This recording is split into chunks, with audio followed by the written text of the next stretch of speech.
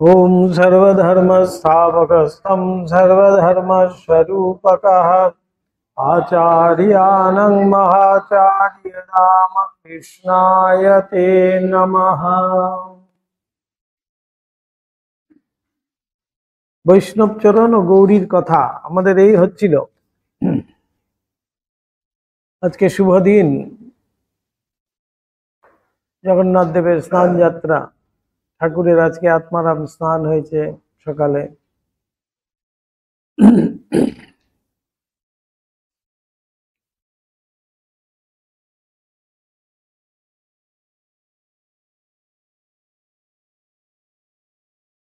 প্রবৃত্তিপূর্ণ মন মানব কিরূপ ধর্ম চায়, এখানে হবে আজকে। প্রবৃত্তিপূর্ণ, প্রবৃত্তি আর নিবৃত্তি দুটো মার্গের কথা বলা হয়েছে। এবার বলা হচ্ছে প্রবৃত্তিপূর্ণ মানব, তাদের কাছে ধর্ম কিরকম, তারা কিরকম কিরূপ ধর্ম চান আর কি। প্রবৃত্তিপূর্ণ মানবগণ কি সহজে নিবৃত্তি পথে উপস্থিত হয়? সহজে কি সে শুদ্ধ সরল ভাবে ঈশ্বরকে ডাকিতে ও তাহার শ্রীপাদপদ্ম লাভ করিতে অগ্রসর হয়? শুদ্ধতার ভিতরে সে কিছু কিছু অশুদ্ধতা স্বেচ্ছায় ধরিয়া রাখিতে চায়। কামকাঞ্চন ত্যাগ করিয়া উহার একটু একটু গন্ধ প্রিয় বোধ করে। অশেষ কষ্ট স্বীকার করিয়া শুদ্ধভাবে জগদম্বার পূজা করিতে হইবে, একথা লিপিবদ্ধ করিবার পরেই তাহার সন্তোষার্থ বিপরীত কাম ভাব সূচক সঙ্গীত গাইবার বিধান পূজা পদ্ধতির ভিতর ঢুকাইয়া রাখে। ইহাতে বিস্মিত হইবার বা নিন্দা করিবার কিছুই নাই। তবে ইহাও বুঝা যায় যে অনন্ত কোটি ব্রহ্মাণ্ড নায়িকা মহামায়ার প্রবল প্রতাপে দুর্বল মানব কামকাঞ্চনের কি বজ্র বন্ধনেই আবদ্ধ রহিয়াছে। মহামায়ার বজ্র বন্ধন বলছে, খুব শক্ত বন্ধন, বজ্র বন্ধন। বোঝা যায় যে তিনি এ বন্ধন কৃপা করিয়া না ঘুচাইলে জীবের মুক্তি লাভ একান্ত অসাধ্য। আমাদের কোনো ক্ষমতা নাই সেই বন্ধন মুক্তি করব। একটা তালা খুললে আরেকটা তালা দেখবো যে লক করা, আবার ওই তালা খুললে পরে দেখবো যে আরেকটা তালা লক করা। এমন একটি চাবি আছে যেটা খুললে পরে সবগুলো শৃঙ্খল আপনা আপনি খলিত হয়ে যায়, পড়ে যায়। তাই মহামায়ার কাছেই সেই চাবি আছে বলা হয়। অসাধ্য বলছে, বোঝা যায় যে তিনি কাহাকে কোন পথ দিয়া মুক্তিপথে অগ্রসর করিয়া দিতেছেন তাহা মানব বুদ্ধির অগম্য। কাকে যে কোন দিক দিয়ে তিনি নিয়ে যাচ্ছেন আমরা কিন্তু সেটা বিচার করে বুদ্ধি দিয়ে বুঝতেও পারি না। আর স্পষ্ট বোঝা যায় যে আপনার অন্তরের কথা তন্ন তন্ন করিয়া জানিয়া ধরিয়া এই অদ্ভুত ঠাকুরের জীবন রহস্য তুলনায় পাঠ করিতে বসিলে তিনি এক অপূর্ব অমানব পুরুষোত্তম পুরুষ স্বেচ্ছায় লীলায় বা আমাদের প্রতি করুণায় আমাদের এই হীন সংসারে কিছু কালের জন্য বহির্দৃষ্টে দিন দিন ভাব হইলেও জ্ঞান দৃষ্টে রাজরাজেশ্বরের মতো বাস করিয়া গিয়াছেন। বহির্দৃষ্টে তাকে কিন্তু সেই দক্ষিণেশ্বরের পূজারী মনে হয়েছে। তাই আজকেও তো আমরা ঠাকুরকে ছুঁয়েছি, ঠাকুরকে জল দিয়েছি ঠাকুরের আত্মারামে। তো কি হলো? ঠাকুর থাকাকালীনও দক্ষিণেশ্বরে কতজন ঠাকুরকে ছুঁয়েছে, ঠাকুরকে দর্শন করেছে, ঠাকুরের সঙ্গ লাভ করেছে। সবাই কি মুক্ত হয়ে গেছে? বলছেন সাধুর কমণ্ডলু, চার ধাম ঘুরে হাসে, যেই তেতো সেই তেতোই থেকে যায়। একদিন না মাজলেই আবার কালো কালো ছোপ পড়ে যায়। সাধুর হাতে হাতে ঘুরছে, সাধুর সঙ্গ লাভ করছে, প্লাস তিতে তিতে সে ঘুরছে সাধুর সঙ্গে সঙ্গে, তবুও যেই তেতো সেই তেতোই থেকে গেছে। তাই বলছিলাম এই তো ঠাকুরের আত্মারাম ছোঁয়া মানে, ঠাকুরের আত্মারামে জল দেওয়া মানে ডাইরেক্ট ঠাকুরকে স্পর্শ করা। তো কি হলো, আমার কি শিং বেরিয়েছে দুটো? তা তো নয়। তাই আমরা যতক্ষণ তৈরি না হচ্ছি ততক্ষণ কিন্তু কোনো লাভ নেই। এই গীতায় দেখুন, অর্জুন শ্রীকৃষ্ণের সঙ্গ করছেন, শ্রীকৃষ্ণ তার সাথে সাথে ফিরছেন, স্বয়ং তার সারথি হয়েছেন, অর্জুনকে জ্ঞান চক্ষু প্রদান করেছেন। তবু অর্জুন বলছেন, আমি দেখতে পাচ্ছি না তোমার এই বিরাট রূপ, তুমি সম্বরণ করো। এদিকে সঞ্জয় দেখুন, সঞ্জয়কেও তো জ্ঞান চক্ষু দিচ্ছিলেন। সঞ্জয় সমস্ত দেখছে, ঠান্ডা মাথায় দেখছে, দেখে দেখে কমেন্ট্রি করছেন, আবার ধৃতরাষ্ট্রকে সব বলছেন। তাই যার যেমন অনুভব, আমাদের সেই অনুভবী যদি আমরা না হই, তাহলে কিন্তু ঠাকুর সামনে আসলেও কিছু হবে না। বলছে না, এখন যদি আমার ঠাকুর সামনে আমার এসে দাঁড়ায়, এসে যদি জিজ্ঞেস করেন কি চাস বল, আমি কিন্তু ভিমরি খেয়ে পড়বো, সহ্যই হবে না, নিতেই পারবো না, কেননা সেই আধার তৈরি হয়নি। তাই তাকে দেখলেও কিছু হবে না, আমার দেখলেও কিন্তু মুক্তি নেই। তাই বলছেন, অষ্টে পৃষ্ঠে কোন দিকে যে মহামায়া বেঁধে রেখেছে, তিনি যদি কৃপা করেন তাহলেই সেই বন্ধন মুক্ত হয়। তখনই আমার মধ্যে সেই শুদ্ধতা পবিত্রতা দেবেন। যেই শুদ্ধতা পবিত্রতা আমার মধ্যে আসলে পরেই আমি সেই শুদ্ধাত্মা যে ঈশ্বর, তাকে দর্শন করতে পারি, তার সঙ্গ লাভ করতে পারি, তাকে দেখে আমার মধ্যে যে অপূর্ণতা আছে সেটি পরিপূর্ণতা আনতে পারি। এই হলো কথা। সুতরাং আমরা মনে করছি হয়তো যে হ্যাঁ, একবার ঠাকুর ঘরে গিয়ে ঠাকুরকে ছুঁয়ে দিতে পারলেই ব্যাস আমার হয়ে গেল। না, এই ভিতরের ভাব যদি আমার শুদ্ধ পবিত্র যতক্ষণ না হচ্ছে, ততক্ষণ পর্যন্ত কিন্তু আমার সেই বোধই আসবে না, সেই অনুভবই হবে না। তাই স্বামীজি একটা এত সুন্দর একটা সংজ্ঞা দিচ্ছেন, এক কথায় আধ্যাত্মিকতা মানে কি, এক বাক্যে একটা সংজ্ঞা দিয়েছেন, কিন্তু চূড়ান্ত বাক্য, চূড়ান্ত সিদ্ধান্ত বলছেন নিঃস্বার্থপরতাই আধ্যাত্মিকতা। আর কিছু বলেননি, কোনো ব্যাখ্যা নেই। এই নিঃস্বার্থপরতা মানেই হলো গিয়ে আমার জন্য এই যে আমি করছি এইটার থেকে আগে বের হতে হবে। আমি আমার করছি এইটার থেকে প্রথমে আমাকে বের হতে হবে। এইটাই হলো গিয়ে আমাদের প্রধান এই মহামায়ার বন্ধন। এই বন্ধন যদি কাটাতে পারি তাহলেই কিন্তু আমার আধ্যাত্মিকতা প্রথম শুরু হচ্ছে। তারপরে অধ্যাত্ম বিদ্যা লাভ হবে, অধ্যাত্ম পথে আমি এগিয়ে যাব, একটু একটু করে এগিয়ে যাওয়া।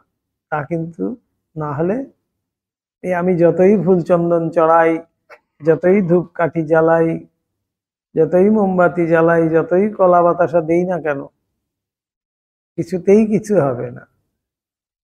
আসল হলো নিঃস্বার্থপরতা। এক কথায় স্বামীজি এত সুন্দর, এত সোজা কথায় আর কেউ বলেন।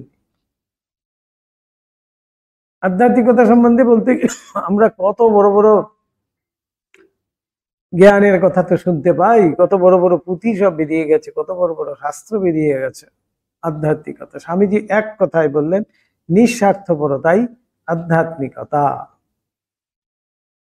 অর্থাৎ নিঃস্বার্থপরতাই হলো গিয়ে শুদ্ধ ভাব। এই শুদ্ধ ভাব আমার মধ্যে যতক্ষণ না আসছে ততক্ষণ কিন্তু আমি আমার থেকে বন্ধন মুক্ত হচ্ছি না। আমি আমারের মধ্যেই কিন্তু প্রথমেই আমি বন্ধিত হয়ে রয়েছি, সবচেয়ে বড় বন্ধন যেটা। তারপরে তো এইসব কামিনী কাঞ্চন এই সেই বিষয় আশয় ঘর সংসার সব পরে আসছে, কিন্তু অনেক পরে। প্রথম আসছে আমি আমার, আমি রূপ ব্যক্তিটি, আমার এই খুব আদরের এই শরীরটি, এই হলো প্রথম বন্ধন। তাই এটার থেকে বের না হলে কিন্তু হবে না। তাই ঠাকুর এখানে বলছেন যে বহির্দৃষ্টে দিনের ভাব, বহির্দৃষ্টে তিনি অতি সাধারণ। বলছেন লাল পেরে কাপড় পরেন, চটি জুতা পায়ে দেন, খাট বালিশে তিনি শোন, আবার গাড়ি করে, তখনকার দিনের ঘোড়ার গাড়িতে করে কলকাতার এখানে ওখানে ঘুরতেও বেড়াতেও যাচ্ছেন। তাকে দেখে কি বোঝা যাবে তিনি সেই? বহির্দৃষ্টি অত্যন্ত দীন ভাব, খুব সিম্পল, সহজ একেবারে। কিন্তু বলছেন অন্তর্দৃষ্টি রাজ রাজেশ্বর, রাজারও যে রাজা হয়, রাজ রাজেশ্বর হয়ে তিনি সিংহাসনে আসীন। জ্ঞান দৃষ্টে, অন্তর্দৃষ্টে, জ্ঞান দৃষ্টে, তার থেকে যখন আমরা জ্ঞানের কথা শুনছি, তার এক একটি কথার থেকে স্বামীজি কেন বলছেন, তার এক একটি কথার থেকে ঝুরি ঝুরি বেদ বেদান্ত লেখা যেতে পারে, কেন বলছেন? জ্ঞান এমনই তার মধ্যে সেই জ্ঞান পুষ্ট তিনি, তাই তিনি জ্ঞান দৃষ্টে রাজ রাজেশ্বর, সকলের ঊর্ধ্বে, সকলের মাথার উপরে তিনি বসে আছেন। বৈদিক যুগের যাগ যজ্ঞাদিপূর্ণ কর্মকাণ্ডে যোগের সহিত ভোগের মিলন ছিল। কর্মকাণ্ডে আমাদের বেদে যেটা কর্মকাণ্ড, এই কর্মকাণ্ডে কিন্তু আমাদের যোগ এবং ভোগ দুটোই বলছে। আগেকার যেমন মুনি ঋষিরা, তারা সংসারও করছেন, আবার যাগ যজ্ঞ আদি ক্রিয়াও করছেন। রূপ প্রসাদী সকল বিষয়ে নিয়মিত ভোগ দেবতার উপাসনা করিয়া লাভ করাই মানব জীবনের উদ্দেশ্য বলিয়া নির্দিষ্ট ছিল। প্রবৃত্তি মার্গের মানুষ কিন্তু ওইভাবেই কিন্তু ধর্মকে নিতে চায়, যে না আমাদের দুটোই ভালো লাগে, বেশ যোগও থাকবে ভোগও থাকবে।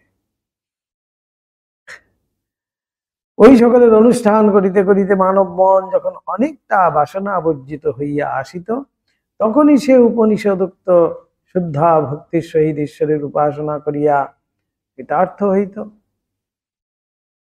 তাই এই চারটি আশ্রমের ব্যবস্থা করা হলো।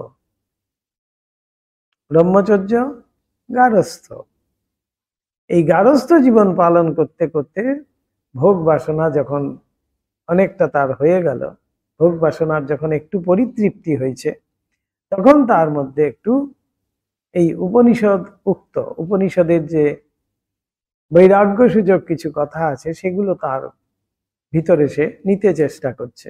তখনই তার মধ্যে বৈরাগ্যের উদয় হচ্ছে, তখনই সে ঈশ্বরের শরণাপন্ন হচ্ছে। অর্থাৎ সেটি হলো গিয়ে বানপ্রস্থি, একেবারে শেষে, বানপ্রস্থির শেষে সন্ন্যাস।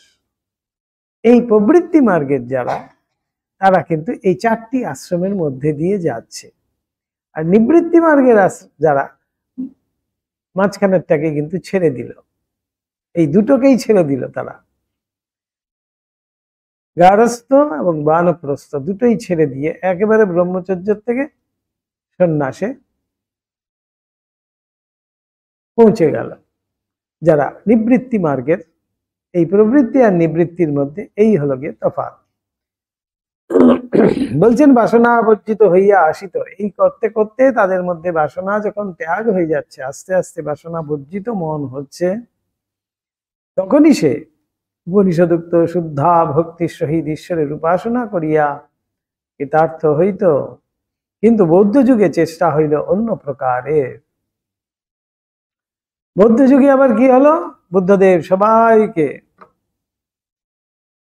সন্ন্যাস দিয়ে দিলেন। তাতে কি হলো, হিতে কিন্তু বিপরীত হয়ে গেল। অরণ্যবাসী বাসনাশূন্য সাধক দিকে শুদ্ধভাবে উপাসনা ভোগ বাসনাপূর্ণ সংসারী মানবকে নির্বিশেষে শিক্ষা দিবার বন্দোবস্ত হইল। তৎকালিক রাজ্য শাসন বুদ্ধ জ্যোতিদিগের ওই চেষ্টায় সহায়তা করিতে লাগিল। ফলে দাঁড়াইল বৈদিক যাগযজ্ঞাদির যাহা প্রবৃত্তি মার্গে স্থিত মানব মনকে নিয়মিত ভোগাদি প্রদান করিতে করিতে ধীরে ধীরে যজ্ঞের নিবৃত্তি মার্গে উপনীত করিতেছিল, তাহার বাহিরে উচ্ছেদ, কিন্তু ভিতরে ভিতরে নীরব নিশীতে জনশূন্য বিভীষিকাপূর্ণ শ্মশান আদি চত্বরে অনুষ্ঠেয় তন্ত্রোক্ত গুপ্ত সাধন প্রণালী রূপে প্রকাশ। তন্ত্রে প্রকাশ মহাযোগী মহেশ্বর বৈদিক অনুষ্ঠান সকল নির্জীব হইয়া গিয়াছে দেখিয়া উহাদিগকে পুনরায় সজীব করিয়া ভিন্ন আকারে তন্ত্ররূপে প্রকাশিত করিলেন। এই প্রবাদে বাস্তবিকই মহাসত্য নিহিত রহিয়াছে। কারণ তন্ত্রে বৈদিক ক্রিয়াকাণ্ডের ন্যায় যোগের সহিত ভোগের সম্মিলন তো লক্ষিত হইয়াই থাকে। তদ্ভিন্ন বৈদিক কর্মকাণ্ড সমূহ যেমন উপনিষদের জ্ঞানকাণ্ড হইতে সুদূরে পৃথকভাবে অবস্থান করিতেছিল, তান্ত্রিক অনুষ্ঠান সকল তেমন ভাবে না থাকিয়া প্রতি ক্রিয়াটি অদ্বৈত জ্ঞানের সহিত ঘনিষ্ঠভাবে জড়িত রহিয়াছে, ইহাও পরিলক্ষিত হয়। অর্থাৎ জ্ঞানের যে চূড়ান্ত আমাদের সিদ্ধান্ত সেইটার সাথেই কিন্তু জড়িত করে দিচ্ছিল।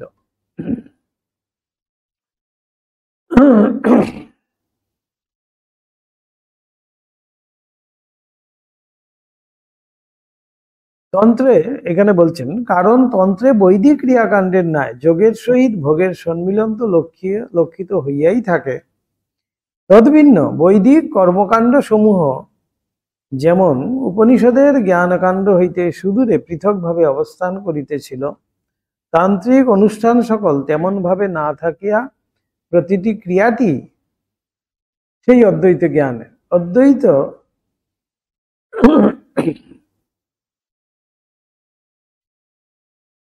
অদ্বৈত জ্ঞানের দিকে আমাদেরকে যেন সেই তন্ত্র নিয়ে যাচ্ছে। কালে কালে তন্ত্রের মধ্যে দিয়ে ক্রিয়াকাণ্ডের মধ্যে দিয়ে আমাদেরকে যেন সেই বৈদিক যে বেদান্তের যে মূল সেইখানেই যেন আমাদেরকে নিয়ে যাচ্ছে। অদ্বৈত জ্ঞানের সহিত ঘনিষ্ঠভাবে জড়িত রহিয়াছে, ইহাও পরিলক্ষিত হয়। দেখো না, তুমি কোন দেবতার পূজা করিতে বসিলে অগ্রেই কুলকুণ্ডলিনীকে মস্তকস্থ সহস্রে উঠাইয়া ঈশ্বরের সহিত অদ্বৈত ভাবে অবস্থানের চিন্তা তোমায় করিতে হইবে। কি সুন্দর উপমা দিয়েই বোঝাচ্ছে। আমাদের এই নিত্য পূজা কালিনী যেটা বলা হচ্ছে, নিত্য পূজার সময় আমাদের নেয়াস আদি করতে হচ্ছে। সেই ন্যাসের সময় যখন প্রাণায়াম করার একটা বিধি রয়েছে, সেই প্রাণায়ামে সেই যে মূলাধারস্থ কুণ্ডলিনী শক্তি তাকে কিন্তু জাগ্রত করতে হচ্ছে ন্যাসের দ্বারা। সেই কুণ্ডলিনী শক্তিকে জাগ্রত করে সুষুম্না মার্গে সে সোজা গিয়ে সহস্রার স্পর্শ করছে, সেইটি কিন্তু কল্পনা করতে হয়। তাহলে এটা কত বড় অদ্বৈতের জ্ঞানের কথা। অথচ কাণ্ডটা কর্মকাণ্ডটা কিন্তু তন্ত্রেই এটা আছে। কুণ্ডলিনী শক্তিকে এইভাবে জাগাতে হবে। মূলাধার চক্রে সেই কুণ্ডলিনী শক্তি সুপ্ত অবস্থায় আছেন, তাকে প্রাণায়ামের দ্বারা আমি যোগের দ্বারা এই কুণ্ডলিনী শক্তিকে ঊর্ধ্বমুখী করব। ঊর্ধ্বমুখী শুধু করলে হবে না, ঊর্ধ্বমুখী করে তাকে চালনা করতে হবে। এক একটি ষট পদ্ম আছে, তো এক একটি পদ্ম ভেদ করে করে সে শেষে গিয়ে সহস্রারে মস্তকে সেইখানে মিলিত হবে। যেখানে মিলিত হবে পরম শিবেতে মিলিবে বলেছে না, গানেই আছে। সেই পরম শিবের সাথে মিলিত হলো, অর্থাৎ সেই আত্মার সাথে মিলিত হলো, সেই ঈশ্বরের সাথে মিলিত হলো। এটি কিন্তু আমাদের বেদান্তেরই মত। বেদান্তে আলটিমেটলি কিন্তু বলছে আমার সম্পূর্ণ আমার মনটাকে নিয়ে গিয়ে সেই যে এক এবং অদ্বিতীয় যে ভগবান বা ঈশ্বর বা পরমেশ্বর বা পরম শিব যাকে আমি বলছি, বা শ্রী গুরু যাকে বলছি, যাকে আমি ভগবান বলছি, যাকে আমি ঠাকুর বলছি, যাকে আমি মা বলছি, তার সাথে মিলিত করতে হবে, তাহলে সেখানে আমি আর নেই, আমি কিন্তু লুপ্ত হয়ে যাচ্ছে, একমাত্র তিনিই থাকছেন। তাহলে এটাই তো আমাদের বেদান্তের মত, এক ব্রহ্ম বই এই জগতে দ্বিতীয় বস্তু কিছু নেই, সর্বম খলবিদং ব্রহ্ম, এক ব্রহ্ম ছাড়া আর কিছু নেই। কিন্তু তাই তন্ত্র কিন্তু আমাদেরকে সেই দিকে নিয়ে যাচ্ছে। এই একটি ছোট্ট উপমা দিয়ে বোঝানো হচ্ছে আমাদের পুজোর কালে এই ক্রিয়াটি আমাদের প্রত্যেকেই কিন্তু করতে হয় পূজারী হিসাবে। ন্যাসের মাধ্যমে সেই কুলকুণ্ডলিনীকে জাগ্রত করতে হচ্ছে, কল্পনা যদিও সেইভাবে।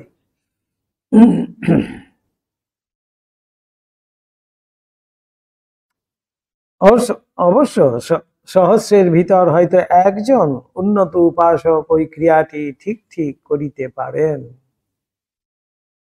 আমরা প্রতিদিন হয়তো পূজা করছি, প্রতিদিন হয়তো চেষ্টা করছি, কিন্তু বলছেন সহস্রের মধ্যে একজন হয়তো কেউ ঠিক ঠিক সেই কুণ্ডলিনী শক্তিকে জাগরিত করে সহস্রারে পৌঁছাতে পারে।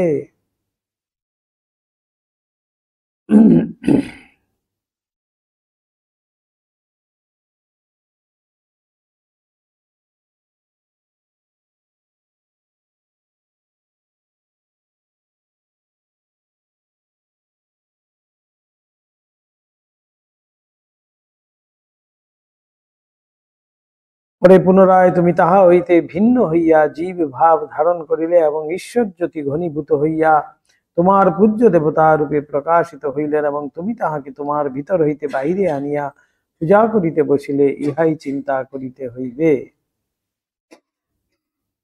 তাই এমন করে পূজা পদ্ধতির কথা বলা হচ্ছে। তো তাই বাইরে এনে পুজো করা হলো, আবার সংহার মুদ্রায় আমি তাকে ভিতরে প্রবেশ করিয়ে নিলাম আমার ভিতরে।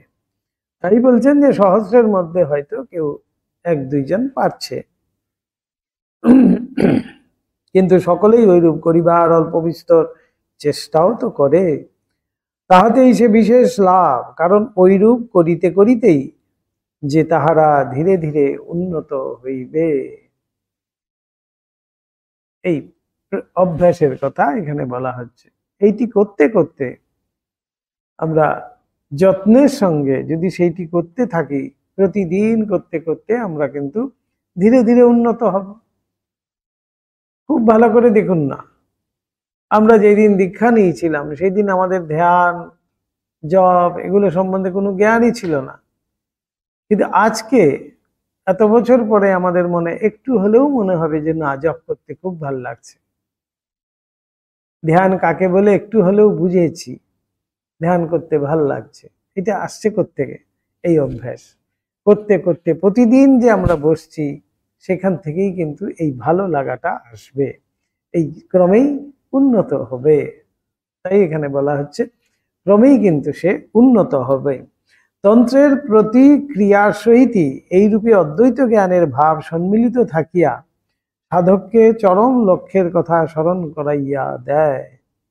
ইহা এই তন্ত্রোক্ত সাধন প্রণালীর বৈদিক ক্রিয়াকলাপ হইতে নূতনত্ব নূতনত্ব নূতনত্ব এবং এই জন্যই শাস্ত্রোক্ত সাধন প্রণালীর ভারতের জনসাধারণের মনে এত দূর প্রভুত্ব বিস্তার।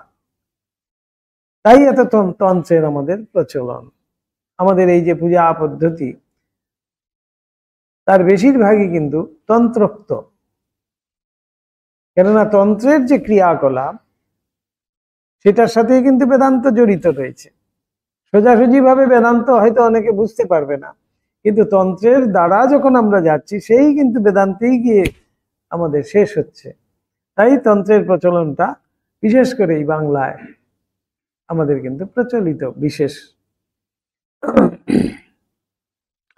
এবং বলছেন এই তন্ত্রোক্ত সাধন প্রণালী আমাদের মধ্যে প্রভুত্ব বিস্তার করেছে।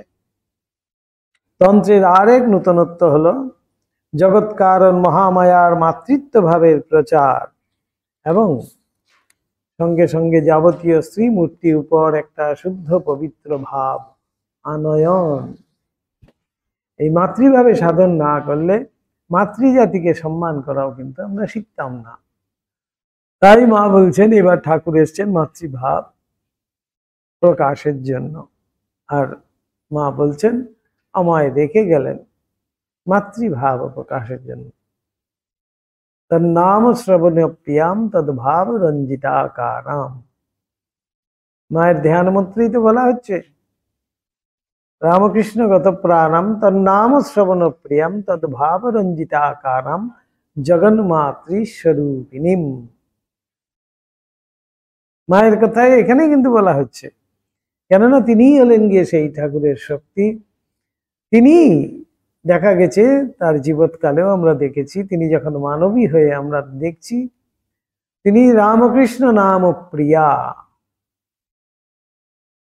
এবং রামকৃষ্ণময়, আর রামকৃষ্ণের ভাবই তিনি প্রচারার্থ এই দেহ ধারণ করেছেন।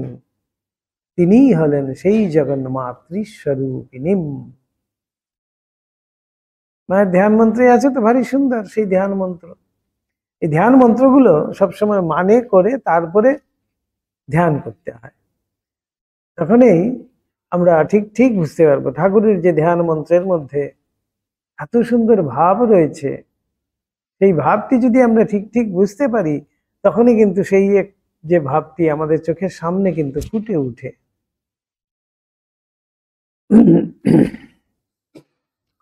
তাই বলছেন এই মাতৃভাব সাধন যদি না করে তাহলে মাতৃজাতির উপরেও কিন্তু আমাদের সেই সম্মান আমরা দর্শাতে পারি না।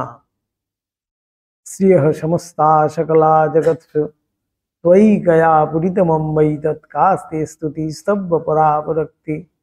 চণ্ডীতেও তো বলা হচ্ছে বিদ্যা সমস্তাস্তব দেবী ভেদাহ শ্রিয়ঃ সমস্তা সকলা জগৎসু।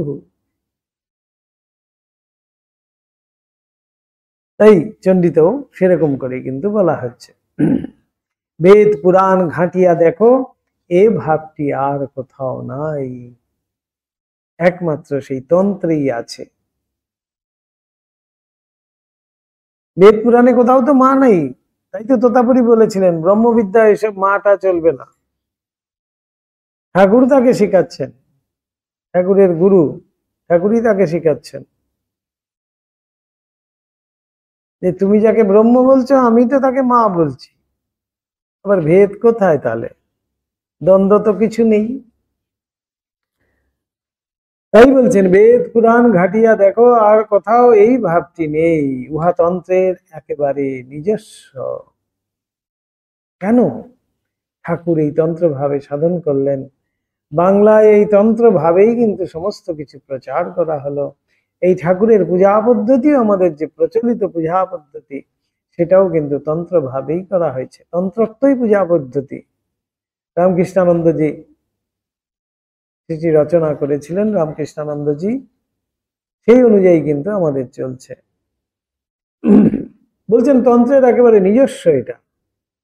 বেদের সংহিতা ভাগে স্ত্রী শরীরের উপাসনার একটু আধটু বীজ মাত্রই দেখিতে পাওয়া যায়। যথা বিবাহকালে কন্যার ইন্দ্রিয়কে প্রজাপতির দ্বিতীয় মুখম বা সৃষ্টিকর্তা সৃষ্টি করিবার দ্বিতীয় মুখ বলিয়া নির্দেশ করিয়া উহা যাহাতে সুন্দর তেজস্বী গর্ভ ধারণ করে এই জন্য গর্ভং দেহি শিনী বালি ইত্যাদি মন্ত্রে উহাতে দেবতা সকলের উপাসনার এবং ওই ইন্দ্রিয়কে পবিত্রভাবে দেখিবার বিশেষ বিধান আছে।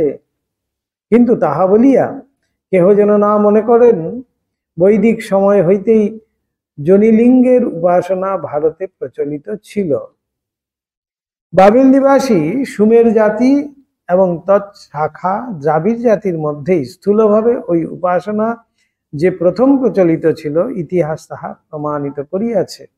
ভারতীয় তন্ত্র বেদের কর্মকাণ্ড ও জ্ঞানকাণ্ডের ভাব যেমন আপন শরীরে প্রত্যেক অনুষ্ঠানের সহিত একত্র সম্মিলিত করিয়াছিল, তেমনি আবার অধিকারী বিশেষের আধ্যাত্মিক উন্নতি ওই উপাসনার ভিতর দিয়াই সহজে হইবে দেখিয়া দ্রাবিড় জাতির ভিতরে নিবদ্ধ স্ত্রী শরীরে উপাসনাটি স্থূল ভাব অনেকটা উল্টাইয়া দিয়া উহার সহিত পূর্বোক্ত বৈদিক যুগের উপাসনার উচ্চ আধ্যাত্মিক ভাবটি সম্মিলিত করিয়া পূর্ণ বিকশিত করিল এবং ওইরূপে উহাও নিজাঙ্গে মিলিত করিয়া লইল। তন্ত্রে বীরাচারের উৎপত্তি এইভাবেই হইয়াছিল বলিয়া বোধ হয়। তন্ত্রকার কুলাচার্যগণ ঠিকই বলিয়াছিলেন, ঠিকই বুঝিয়াছিলেন। কুলাচার তন্ত্রের যে কুলাচার আছে সেখানে কুলাচার্যগণ বলছেন, প্রবৃত্তিপূর্ণ মানব স্থূল রূপরসাদির অল্প বিস্তর ভোগ করিবেই করিবে, কিন্তু যদি কোনরূপে তাহার প্রিয় ভোগ্যবস্তুর উপর ঠিক ঠিক আন্তরিক শ্রদ্ধার উদয় করিয়া দিতে পারেন, তবে সে কত ভোগ করিবে করুক না, ওই তীব্র শ্রদ্ধা বলে স্বল্পকালেই সংযমাদি আধ্যাত্মিক ভাবের অধিকারী হইয়া দাঁড়াইবে নিশ্চয়। আমাদের সংসারে ভোগ্য বস্তু বলতে এই হলো গিয়ে প্রধান। তাই সেইখানে বলছেন যদি আমার শ্রদ্ধা উৎপন্ন করা যায়, এত সুন্দর, সেইখানে যদি শ্রদ্ধা উৎপন্ন করা যায় তাহলে আর সেইভাবে কিন্তু তাদের ভোগের স্পৃহা তখন কমে যাবে। সেই বলছেন ওই তীব্র শ্রদ্ধা বলে স্বল্পকালেই সংযমাদি আধ্যাত্মিক ভাবের অধিকারী হইয়া দাঁড়াইবে নিশ্চয়। সেজন্যই তাহারা প্রচার করিলেন, নারী শরীর পবিত্র তীর্থস্বরূপ, নারীতে মনুষ্য বুদ্ধি ত্যাগ করিয়া দেবী বুদ্ধি সর্বদা রাখিবে এবং জগদম্বার বিশেষ শক্তি প্রকাশ ভাবনা করিয়া সর্বদা শ্রীমূর্তিতে ভক্তি শ্রদ্ধা করিবে, নারীর পাদোদক ভক্তিপরায়ণ হইয়া পান করিবে এবং ভ্রমেও কখনো নারীর নিন্দা বা নারীকে প্রহার করিবে না। কিন্তু কোথায় কোথায় থাপ্পড় মেরে দেয় নাকি। যথা यस्यायंगे महेशानि सर्वतीर्थानि सन्ति वै, महेशानि বলছেন শক্তো মনুষ্য বুদ্ধিস্তু ইয়ঃ করতি বরাননে ন তস্য মন্ত্র সিদ্ধি স্যাদ বিপরীতম ফলম লভেত, শক্ত্যাপাদতকম যস্তু পিবেদ ভক্তি পরায়ণঃ উচ্ছিষ্টম বাপি ভুঞ্জিত তস্য সিদ্ধির খণ্ডিতা। শ্রিয়ঃ দেবা শ্রিয়ঃ পুণ্যা শ্রিয় এব বিভূষণম স্ত্রীদ্বেষ নৈব কর্তব্যাসু নিন্দাম প্রহারকম। নারী নিন্দাও করতে নেই, নারীকে প্রহার করতে নেই, মুন্ডমালা তন্ত্রে আছে। কিন্তু হইলে কি হইবে, কালে তান্ত্রিক সাধক দিকের ভিতরেও এমন একটা যুগ আসিয়াছিল যখন ঈশ্বরীয় জ্ঞান লাভ ছাড়িয়া তাহারা সামান্য সামান্য মানসিক শক্তি বা সিদ্ধাই সকল লাভেই মনোনিবেশ করিয়াছিলেন। তাই ঠাকুর বলছেন সিদ্ধাই, অষ্টসিদ্ধির একটি সিদ্ধি থাকলে ঈশ্বর থেকে অনেক দূরে। এই তন্ত্রে সিদ্ধি খুব তাড়াতাড়ি হয়। তন্ত্র তো ক্রিয়া, কর্মকাণ্ড, তো তপস্যার বিশেষ কিছু নেই। কিন্তু বেদের যেটা বৈদিক মত, যেটা বেদান্ত মত হলো গিয়ে শুধুমাত্র তপস্যা, আত্মচিন্তন, অনেক কঠিন পথ যেন। কিন্তু তন্ত্রে ক্রিয়ার কথা বলা হয়েছে, কর্মকাণ্ড, এইটা ওটা, এটা করলেই হবে, ওটা করলেই হবে, খুলি নিয়ে আসতে হবে, এই করতে হবে, সেই করতে হবে, বিভৎস সব কিছু কিছু ক্রিয়া আছে, সেগুলো করলে ফল কিন্তু অবশ্যম্ভাবী। বলছে সিদ্ধি খুব তাড়াতাড়ি। এই সিদ্ধি যখনই এসে যাচ্ছে তখন সিদ্ধিতে মানুষ প্রলোভিত হয়ে সিদ্ধিতেই নেমে যাচ্ছে, তাই ঈশ্বর থেকে অনেক দূরে যাচ্ছে। তাই তার মধ্যেই কিন্তু ব্যভিচার চলে আসছে। ওই সময় নানা প্রকার অস্বাভাবিক সাধন প্রণালী ও ভূত প্রেতাদির উপাসনা তন্ত্র শরীরে প্রবিষ্ট হইয়া উহাকে বর্তমান আকার ধারণ করাইয়াছিল। সেই ঠাকুর যখন এসছেন সেই কথাগুলো এসে যাচ্ছে। ঠাকুর ঠিক সেই সন্ধিক্ষণে এসছিলেন। না বেদের কোনো অস্তিত্ব আছে, না তন্ত্রের সঠিক তন্ত্রেরও কোনো অস্তিত্ব আছে, এমন অবস্থা হয়েছে। না সন্ন্যাসের কোনো ঐতিহ্য রয়েছে। বুদ্ধদেব এমন ভাবে সন্ন্যাস দিলেন, সন্ন্যাস নিয়ে ভীতি হয়ে গেছে মানুষের। তাই সন্ন্যাসের না কোনো স্থিতি আছে, না তন্ত্রের কোনো স্থিতি আছে, না বেদের কোনো স্থিতি আছে। এমন যে ক্ষণটি, সেই ক্ষণটিতে সেই হলো গিয়ে পুনর্ধর্ম সংস্থাপক। তাই আবার অবতার এলেন। যে বিশাল যে আসরিক আক্রমণ হয়েছে তা কিন্তু নয়, এই হলো গিয়ে প্রধান আসরিক আক্রমণ। অর্থাৎ এই যে বৃত্তিগুলো, সেই বৃত্তিগুলো আমাদেরকে ভিতরে ভিতরে এমন ভাবে খেয়ে ফেলেছিল, মানসিক এমন ভাবে অবস্থা হয়েছিল মানুষের, মানুষ তখন কি কর্তব্য বিমূঢ়, কি করবে ঠিক করতে পারছে না, কাকে ধরবে, কি সেই আদর্শ হবে, কাকে আমরা ফলো করব, কিছুই যেন বুঝতে পারছিলেন না। তার ধর্ম মানে তখন টলমল ভাব। তাই ভগবান যেমন বলেছিলেন ঠিক সেই, কিন্তু সেই কথা রাখলেন, ধর্মের পুনঃসংস্থাপনের জন্য আমি যুগে যুগে আসি। ঠিক সেই রকম সময়ই কিন্তু ভগবান শ্রীরামকৃষ্ণ এই অবতার রূপে এই পৃথিবীতে আবির্ভূত হলেন। এই সমস্ত জিনিসটাকে আবার সুন্দর করে দিয়ে, সংস্থাপন করে দিয়ে আবার তিনি চলে গেলেন, অর্থাৎ স্বস্বরূপে মিলিত হলেন। আমরা কিছুদিনের জন্য সেই অবতার রূপে তাকে মনুষ্য শরীরে দেখলাম, আদর্শ স্বরূপে দেখলাম। এইবার আমাদের আদর্শ ঠিক করতে হবে। তাই এখানে বলছেন নানা রকম কিম্বুত কিমাকার সব সাধন প্রণালী শুরু হয়ে গেল ভূত প্রেতাদি হইয়া। প্রতিতন্ত্রের ভিতরেই সেজন্য উত্তম অধম উচ্চহীন এই দুই স্তরের বিদ্যমানতা দেখিতে পাওয়া যায়, এবং উচ্চাঙ্গের ঈশ্বর উপাসনার সহিত হীনাঙ্গের সাধন সকল সন্নিবেশিত দেখা যায়।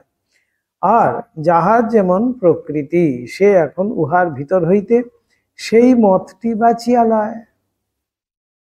এটার মধ্যেই বলা হচ্ছে প্রবৃত্তি এবং নিবৃত্তি দুটোই কিন্তু রয়েছে। এবার যার যেমন ভাব তার তেমনি লাভ, ভাবিলে ভাবের উদয় হয়, যেমন ভাব তেমনি লাভ। মহাপ্রভু শ্রীকৃষ্ণ চৈতন্যের প্রাদুর্ভাবে আবার একটি নূতন পরিবর্তন তন্ত্রোক্ত সাধন প্রণালীতে আসিয়া উপস্থিত হয়। তিনিও তৎপরবর্তী বৈষ্ণব আচার্যগণ সাধারণের দ্বৈত ভাবের বিস্তারেই মঙ্গল ধারণা করিয়া তান্ত্রিক সাধন প্রণালীর ভিতর হইতে অদ্বৈত ভাবের ক্রিয়াগুলি অনেকাংশে বাদ দিয়া কেবল তন্ত্রোক্ত মন্ত্রশাস্ত্র বাহ্যিক উপাসনাটি জনসাধারণে প্রচলিত করিলেন। তন্ত্রের থেকেই কিন্তু ভেঙে ভেঙে এসছে। তন্ত্র যেমন অরিজিনালি তন্ত্র বলছে যে আমাদেরকে কিন্তু সেই বেদান্তের শিক্ষাই প্রদান করছিল, কিন্তু মহাপ্রভু এসে দেখলেন যে না, ওটা আরো বেশি কঠিন হয়ে যাচ্ছে মানুষের সাধারণের কাছে। সেই জন্য তারা কি করলেন, তারা দ্বৈত ভাবে সেটি প্রচার করলেন। তুমি আর তোমার প্রভু, তুমি আর তোমার প্রভু, তুমি সেই প্রভুর পুজো করতে করতে, প্রভুর সেবা করতে করতে, প্রভুর নাম করতে করতেই তুমি সেই প্রভুর সাথে মিলিত হবে। এইভাবে তাহলে তন্ত্রের থেকে সেই মন্ত্রশাস্ত্রটা শুধু তন্ত্রের থেকে রাখা হলো, এবং উপাসনা, মন্ত্রশাস্ত্র এবং উপাসনা এই দুটো মাত্র তন্ত্রের থেকে রেখে বাকিটা বাদ দিয়ে দিলেন। ওই উপাসনা ও পূজাদিতেও তাহারা নবীন ভাব প্রকাশ করাইয়া আত্মবৎ দেবতার সেবা করিবার উপদেশ দিলেন। আমার রাম, আমার হরি, ঠাকুর আর কেউ নন, আমারই একান্ত আপনার। এই আপন ভাব যদি না আসে তাহলে আমরা আত্মবোধ সেবা করতে পারি না। তাই আত্মবোধ সেবা সেখানে তারা প্রচার করলেন। তান্ত্রিক দেবতা কুল নিবেদিত ফল মূল আহার্যাদি দৃষ্টিমাত্রে সাধকের নিমিত্ত পুত করিয়া দেন, এবং উহা গ্রহণে সাধকের কাম ক্রোধাদি পশুভাবের বৃদ্ধি না হইয়া আধ্যাত্মিক ভাবই বৃদ্ধি পাইয়া থাকে, ইহাই সাধারণ বিশ্বাস। বৈষ্ণব আচার্যগণের নবপ্রবর্তিত প্রণালীতে দেবতাগণ ওই সকল আহার্যের সূক্ষ্মাংশ এবং সাধকের ভক্তির আতিশয্য ও আগ্রহ নিবন্ধে কখনো কখনো স্থূলাংশ গ্রহণ করিয়া থাকেন। এইরূপ বিশ্বাস প্রচলিত হইল। উপাসনা প্রণালীতে এইরূপে আরো অনেক পরিবর্তন বৈষ্ণবাচার্যগণ কর্তৃক সংসাধিত হয়। তন্মধ্যে প্রধান এইটি বলিয়া বোধ হয় যে তাহারা যতদূর সম্ভব তন্ত্রোক্ত পশু ভাবেরই প্রাধান্য স্থাপন করিয়া বাহ্যিক শৌচাচারের পক্ষপাতী হইয়াছিল এবং আহারে শৌচ বিহারে শৌচ বিহারে শৌচ ও আহারে শৌচ বিহারে শৌচ সকল বিষয়ে শুচিশুদ্ধ থাকিয়া জপাত সিদ্ধি জপাত সিদ্ধি জপাত সিদ্ধি ন সংশয় নামই ব্রহ্ম, এই জ্ঞানে কেবলমাত্র শ্রী ভগবানের নাম জপ দ্বারাই জীব সিদ্ধ কাম হইবে, এই মত সাধারণে প্রচার করিয়াছিলেন। সাধারণের জন্য তখন সেটি উপযোগী ছিল, কেন সবাই তো আর সেই সব কর্মকাণ্ড চালিয়ে যেতে পারবে না।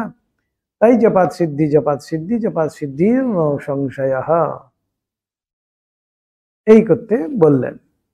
কিন্তু তাহারা ওইরূপ করিলে কি হইবে? তাহাদের চিরভাবে স্বল্পকাল পরেই প্রবৃত্তিপূর্ণ মানবগণ তাহাদের প্রবর্তিত শুদ্ধ মার্গেও কলুষিত ভাব সকল প্রবেশ করাইয়া ফেলিল।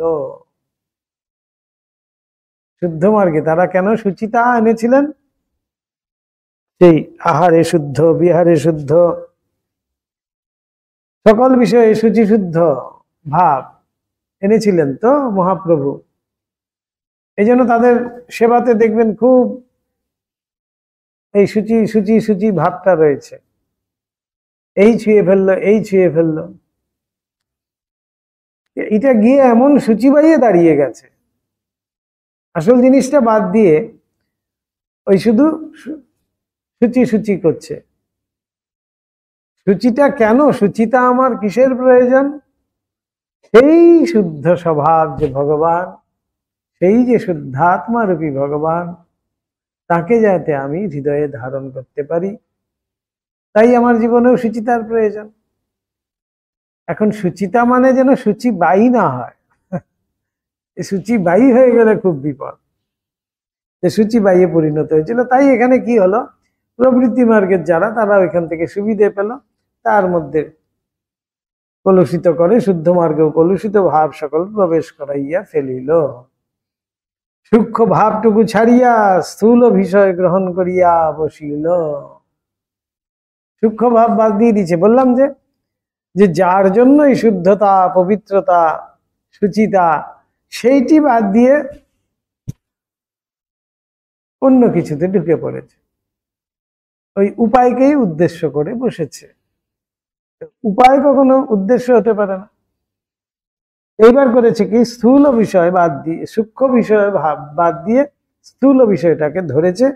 ধরে পরকীয়া নায়িকা রূপবতীর প্রতি আন্তরিক টানটুকু গ্রহণ করিয়া ঈশ্বরে উহার আরোপ না করিয়া পরকীয়া স্ত্রী গ্রহণ করিয়া বসিল এবং এইরূপে তাহাদের প্রবর্তিত শুদ্ধ যোগ মার্গের ভিতরেও কিছু কিছু ভোগ প্রবেশ করাইয়া উহাকে কতকটা নিজের প্রবৃত্তির মতো করিয়া লইল।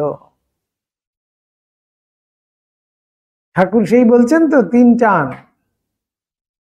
সতীর যেমন পতির উপর টান, বিষয়ের যেমন বিষয়ের উপরে টান, আর মায়ের যেমন ছেলের প্রতি টান। এই তিন টান এক হলে তবেই হয় তার অধিষ্ঠান বলা হচ্ছে। আরেকটা জায়গায় বলছেন উপপতির প্রতি টান, পরকীয়া। পরকীয়া মানেই হলো গিয়ে, পরকীয়াটা অত্যন্ত এই তন্ত্রে আছে। এটা পরকীয়া মানেই হলো গিয়ে নিজের পতি থাকতেও আরেকজনকে সে ভালোবাসছে। এই যে টান, এই টানটুকুর কথা কিন্তু বলা হয়েছে।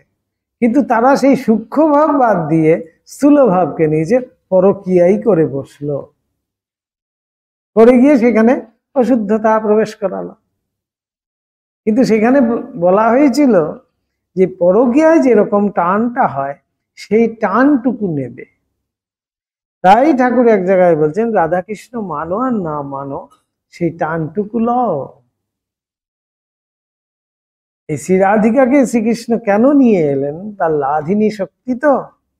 কেন নিয়ে এলেন? এইবার পৃথিবীকে, এই জগৎকে শুদ্ধ প্রেম কাকে বলে সেইটি দেখানোর জন্য। শুদ্ধ প্রেম মানে এখানে কিন্তু সমস্ত কিন্তু পরকীয়ার মতোই। দেখুন, গোপিনীরা তাদের পতি আছে তা সত্ত্বেও কিন্তু কৃষ্ণ মিলনে যাচ্ছে, এবং নিভৃতে নিভৃতে কৃষ্ণ মিলনে যাচ্ছে।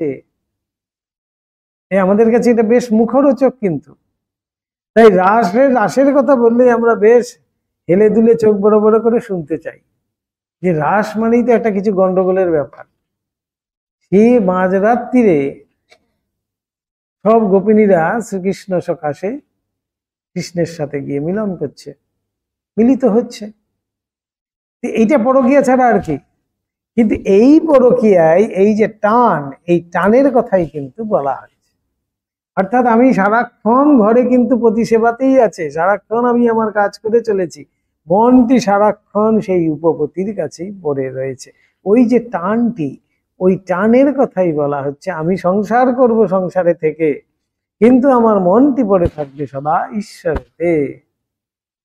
উপমা দিয়ে বলা হয়েছিল, কিন্তু তারা সূক্ষ্ম ভাবটাকে বাদ দিয়া স্থূল ভাবটাকেই নিয়ে নিল। স্থূল ভাবটা নিয়ে সে সত্যিকারের পরকীয়া করেই বসল। তাহলে সেখানে তো অশুদ্ধতা প্রবেশ করবেই, সেখানে তারা নিম্নগামী হবেই, সেখানে তো সাধন হচ্ছেই না। ঈশ্বর লাভ তো পরের কথা, সেখানে ভোগ ছাড়া আর কিছুই হচ্ছে না। এই বলছেন, এই হলো গিয়ে প্রবৃত্তি মার্গ। যারা তারা সবসময় এইভাবে ফাঁক ফোকর খুঁজতে থাকে। ওইরূপ না করিয়াই বা সে করে কি? সে যে অত শুদ্ধভাবে চলিতে অক্ষম,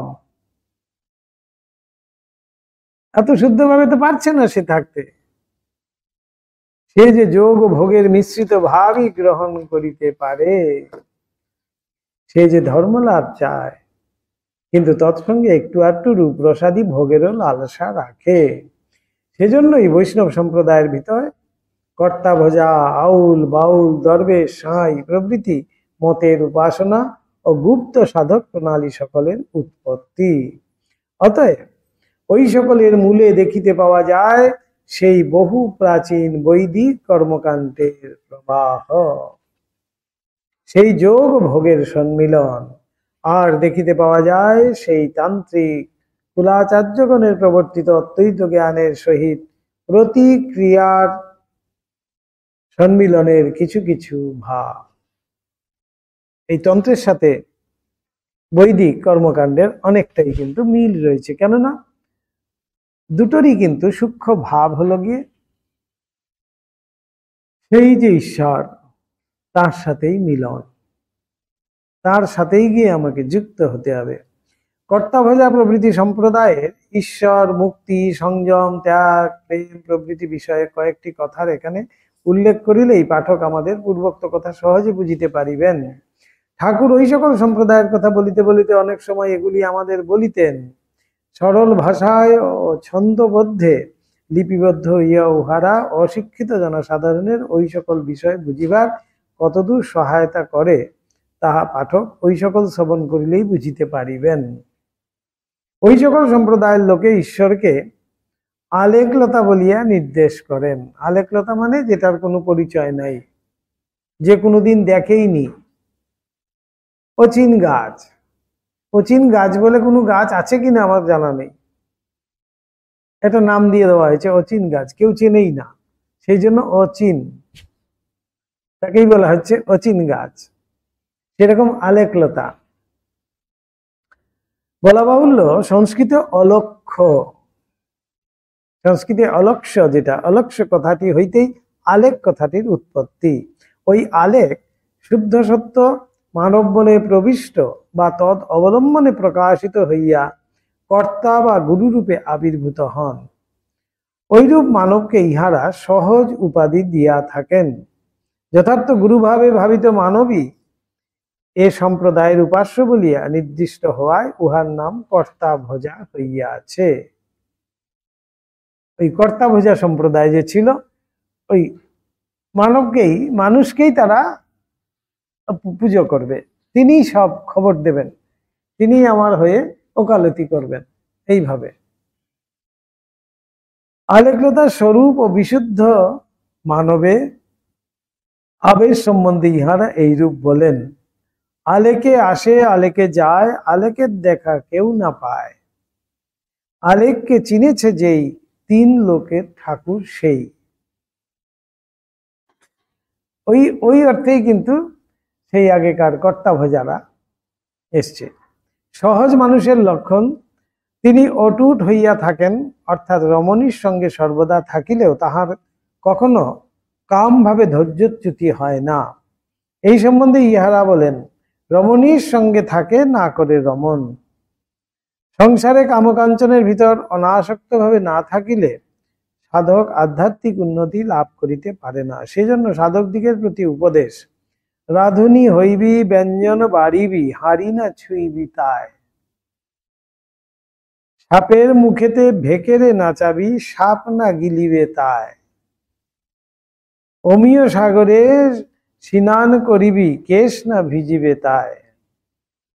কত সুন্দর দেখুন, নিজেকে নিজে সংযত রাখতে হবে, ছড়ার মধ্যে দিয়ে সেগুলো বোঝাচ্ছে। বলছে রাধিবি, রাধুনী হইবি ব্যঞ্জন রাঁধবি, কিন্তু হাঁড়ি ছুবে না। আবার সাপের মুখেতে ভেক নাচাবি, ভেক মানে ব্যাং, ব্যাংকে নাচাবে কিন্তু সাপ যেন গিলতে না পারে, সাপ না গিলিবে তাই। অমিয় সাগরে স্নান করিবি, কেশ না ভিজিবে তাই। স্নান করতে বলছে, চুল ভিজবে না। তাই এই সূক্ষ্ম ভাব হলো গিয়ে, সেই সূক্ষ্ম ভাব তো আর কেউ নিতে পারে না, স্থূল ভাবটাকেই নিয়ে নেয়। তন্ত্রের ভিতর সাধক দিকে যেমন পশু, বীর ও দিব্য ভাবে শ্রেণীবদ্ধ করা আছে, ইহাদের ভিতরেও তেমনি সাধক দিকের উচ্চাবচ্চ শ্রেণীর কথা আছে। আউল বাউল দরবেশ সাই, সাইয়ের পর আর নাই। ঠাকুর কতবার তো বলেছেন। অর্থাৎ সিদ্ধ হইলে তবে মানব সাই হইয়া যা থাকে। ঠাকুর বলিতেন, ইহারা সকলে ঈশ্বরের অরূপ রূপের ভজন করেন। এবং ওই সম্প্রদায়ের কয়েকটি গানও আমাদের নিকট অনেক সময় গাইতেন, যথায় বাউলের সুর, এই ডুব ডুব ডুব রূপ সাগরে আমার মন। এই রূপে গুরুর উপাসনা ও সকলে একত্রিত হইয়া ভজনাদিতে নিবিষ্ট থাকা, ইহাই তাহাদের প্রধান সাধন। ইহারা দেবদেবীর মূর্তাদি অস্বীকার না করিলে উপাসনা বড় একটা করেন না। ভারতে গুরু বা আচার্যের উপাসনা অতীব প্রাচীন, উপনিষদের কাল হইতেই প্রবর্তিত বলিয়া বোধ হয়। কারণ উপনিষদেই রহিয়া আছে আচার্য দেব ভব। তখন দেবদেবীর উপাসনা আদৌ প্রচলিত হয় নাই বলিয়াই বোধ হয়। সেই আচার্য উপাসনা কালে ভারতে কত রূপ মূর্তি ধারণ করিয়াছে, দেখিয়া আশ্চর্য হইতে হয়। এতদ্ভিন্ন সূচি অসুচি, ভালো মন্দ প্রভৃতি ভেদ জ্ঞান মন হইতে ত্যাগ করিবার জন্য নানা প্রকারের অনুষ্ঠান সাধককে করিতে হয়। ঠাকুর বলিতেন, সে সকল সাধকেরা গুরু পরম্পরায় অবগত হইয়া থাকেন। ঠাকুর তাহারও কিছু কিছু কখনো কখনো উল্লেখ করিতেন। ঠাকুরকে অনেক সময় বলিতে শোনা যাইত, বেদ পুরাণ কানে শুনতে হয়, আর তন্ত্রে সাধন সকল কাজে করতে হয়, হাতে হাতে করতে হয়।